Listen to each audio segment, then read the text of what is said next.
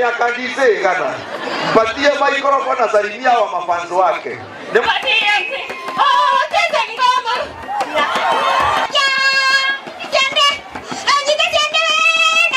I, Gitonga Mukunji, Member of Parliament Manyata Constituency, 2027, mimi naendea hiyo kiti ya gavana Embu County.